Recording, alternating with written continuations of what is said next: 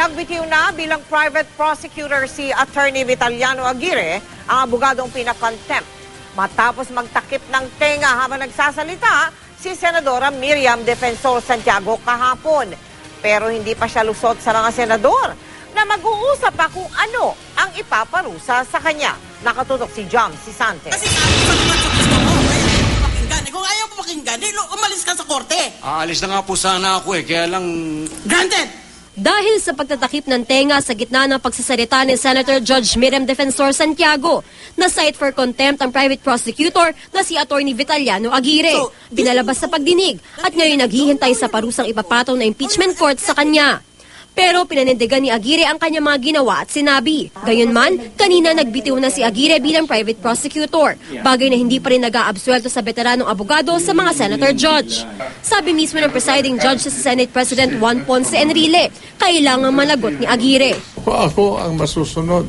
Kailangan matutulog siya ng 2 gabi dito. Bibigyan namin siya ng sashimi. Sobra sa wasabi. Pinagtanggol din ni Aguirre ang paninigaw ni Santiago sa prosecution panel dahil naiintindihan daw niya ang frustration ng senadora. Pag nakikita namin yung kapwa namin mga abogado na nangangapa, frustrating yun.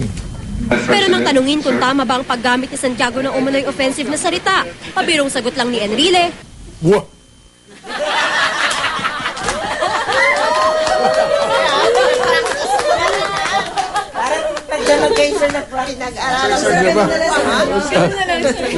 May part 1 at part 2. Pagkatapos ng paglitis kahapon, nanindigan si Santiago na normal lang sa isang hukom na sermon ng mga abogado sa isang paglilitis.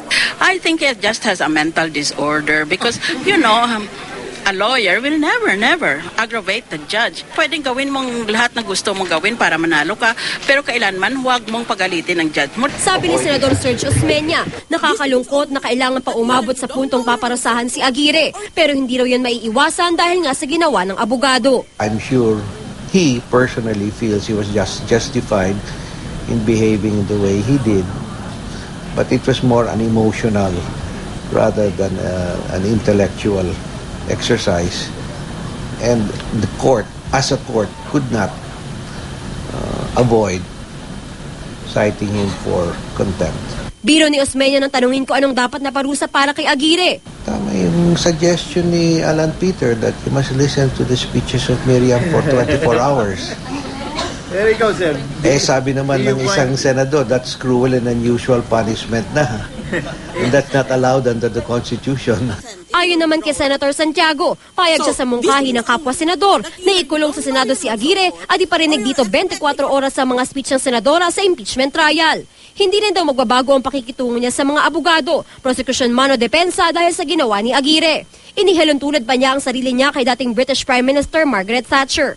Bata lang siya, binabastos din siya ng ibang mga lalaking parliamentarians dahil nga masyadong shrill or whatever is the term in Tagalog, ang boses niya. Gano'n na gano'n ang sinabi laban sa akin kahapon. Margaret Thatcher said, listen to what I have to say, not on how I am saying it.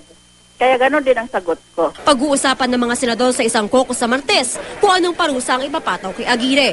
Jam Sisante, Nakatutok, 24 Oras.